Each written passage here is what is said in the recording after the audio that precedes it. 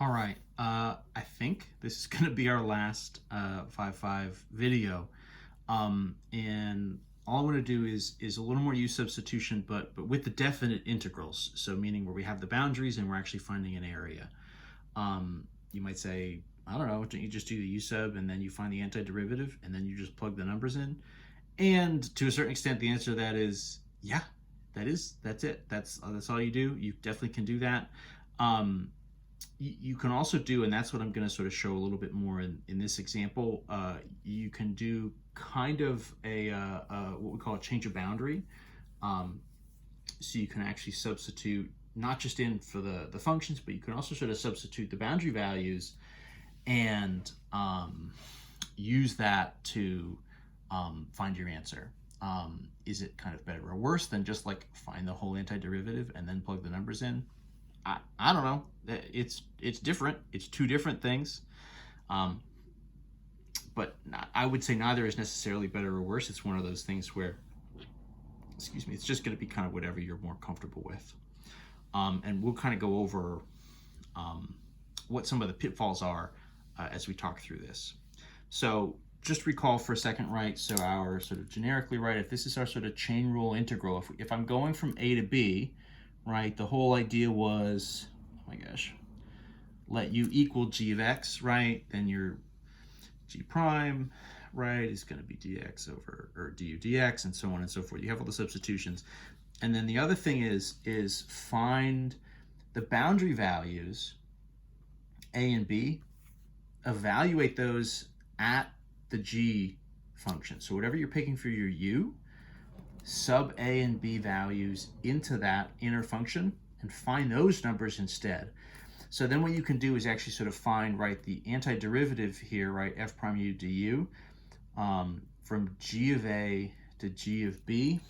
You know, what you end up with then, right, of course, is your original f, where you're subbing in g of b, right, minus the f where you're subbing in g of a.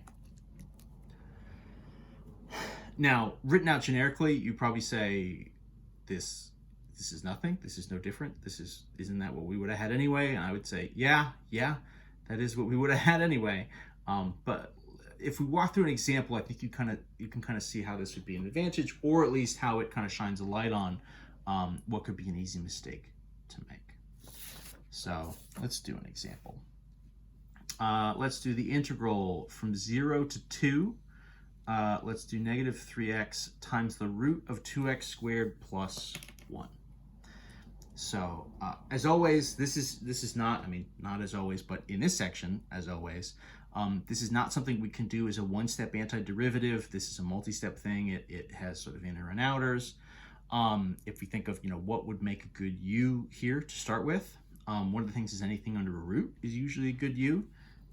So let's start with that. Let's let u equal 2x squared plus 1. So then du dx, right, my derivative is going to be what? 2 times 2 would be 4x to the 1 plus 0. So subbing in, dx would be du divided by 4x, right?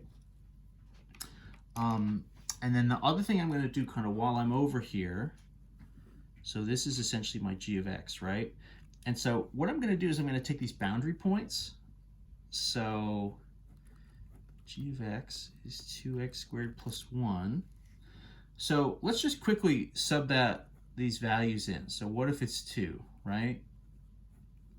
2 times 2 squared plus 1, this would be what, right? 2 times 2 is 8, plus 1 should be 9. G at 0, right? 2 times 0 squared, that would be 0, plus 1, so then that's 1. So a couple things are happening here, right? So I'm going to rewrite my boundaries as I start to do these substitutions. So I'm going to use these sort of new numbers. So my integral is here. Maybe I'll just write the insides first. Negative 3x, right? Root of, we'll start to plug this stuff in. So u is here, right? Dx is du divided by 4x. We can kind of anticipate the x here is going to cancel the x there, so we can deal with that. And then my new boundaries, right? So I'm going to use 1 and 9. So I'm going to use these replacement sort of subbed in boundaries.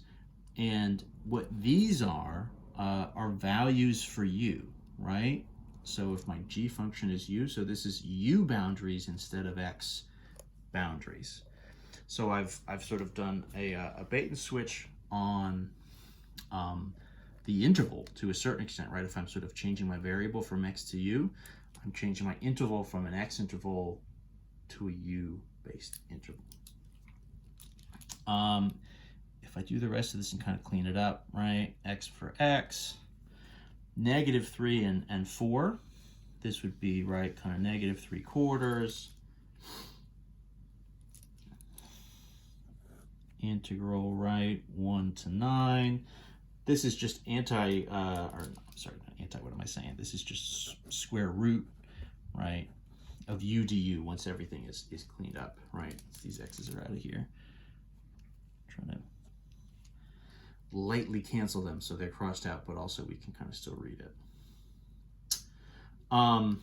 This would be, right, of course, -3/4, 1 to 9, u to the 1/2 du, so just a nice power rule. So -3/4 along for the ride. This is going to be what? 1/2 plus 1, 3/2. Divide by 3/2. And then here's where the boundary stuff makes a difference, right? So this is an antiderivative in terms of u. And my boundary here, right, these boundary values match.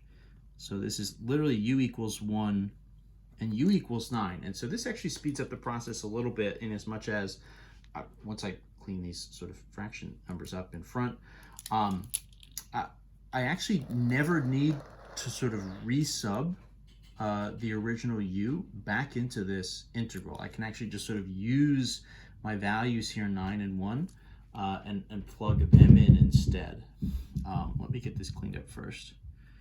What is this going to be? -3/4, right? Flip it. So that's 2/3. 3 and 3. So this is like a 1/2, right? U to the 3/2 from 1 to 9. So this is really -1/2. 3/2 power, right? So that's anything with a half is a square root. And then if it's 3/2, it's going to be the square root, and then it's going to be cubed, right? From 1 to 9. And again, those are u values. So as I evaluate this and actually find the area here, in theory, what we need to do otherwise is plug back in 2x² plus 1, right? We need to sort of go back, sub that back into the thing. Oh gosh, no, this is not going to go. Put that back in and then use those original boundaries, right, which were sort of 0 and 2.